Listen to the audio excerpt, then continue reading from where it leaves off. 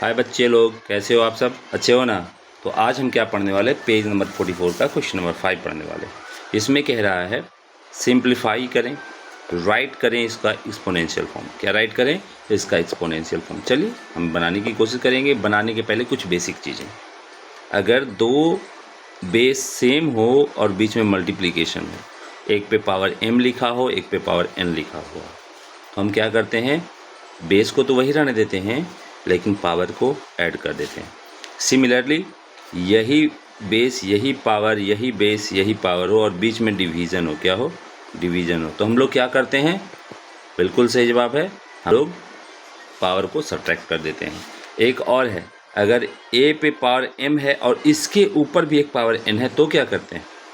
हाँ, बिल्कुल सही जवाब है, हम क्या करते हैं, पावर का मल्टीप्लिकेशन कर देते हैं। ठीक है, तो हम इसी पे पूरे क्वेश्चन को सॉल्व करेंगे। एक और है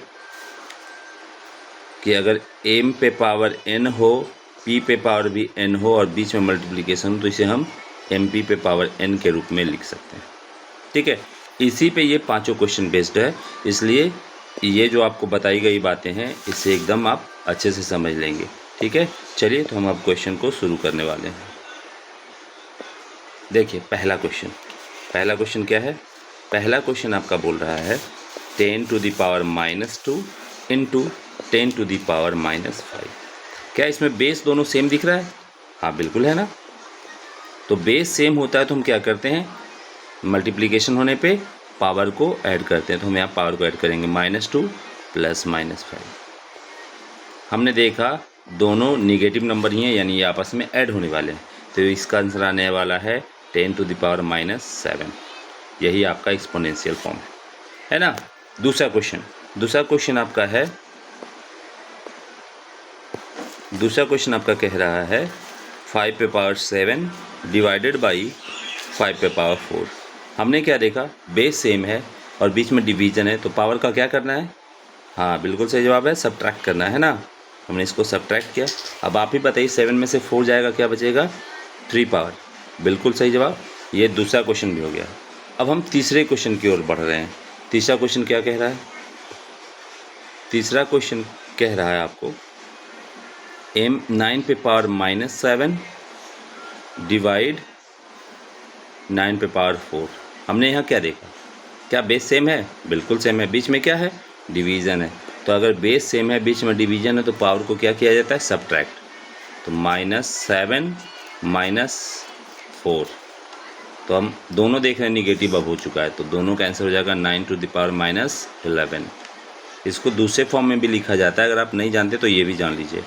जब भी आपको पावर निगेटिव रहे तो 1 निगेटिव पावर को हटा दिया जाता है, बिल्कुल इस तरह से लिख के। ठीक है, अब हम लोग आएंगे क्वेश्चन नंबर 4 की ओर। क्वेश्चन नंबर 4 क्या कह रहा है, अब वो समझेंगे हम लोग। क्वेश्चन 4 में दिया हुआ है 13 पे पावर -2 और इसके ऊपर है पावर -3। तो पावर के ऊपर पावर अभी हमने आपको पढ़ाया था, क्या किया जाता है?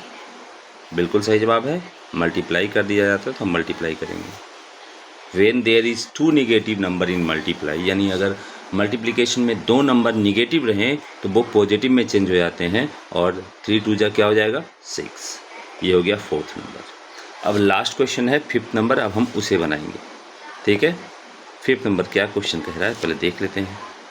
5th में कह रहा है m पे पावर 5 है, n पे पावर 12 है, इंटू n पे पावर 9 है। हमने अभी इसका बेसिक पढ़ा था ना, ये m पे पावर 5 इंटू n पे पावर 12 और इंटू, हमने इसके बारे में अभी पढ़ा था कि अगर दो चीज़ें ब्रैकेट के अंदर हों और मल्टीप्लिकेशन हो तो दोनों पे पावर को डिवाइड कर दिया जाएगा। तो यहाँ हो जाएगा m पे पावर 9 इंटू n पे पावर भी 9।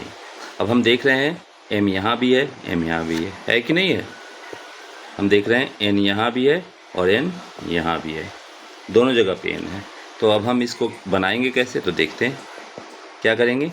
m पे पावर 5 इंटू m पे पावर 9 का ग्रुप एक जगह बनाएंगे, n पे पावर 12 इंटू n पे पावर 9 का फिर से ग्रुप अलग बनाएंगे।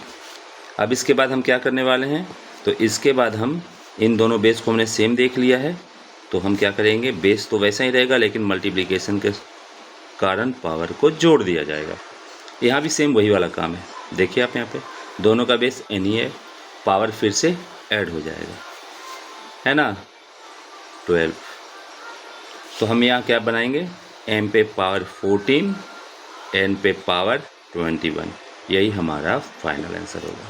तो उम्मीद करते हैं आपको ये पूरा वीडियो समझ में आ गया होगा, है ना। तो ऐसे ही मज़ेदार वीडियोज़ के लिए प्लीज़ लाइक और सब्सक्राइब करें और रेगुलर वीडियोज़ पाने के लिए बेल आइकन भी दबाएं। Thank you.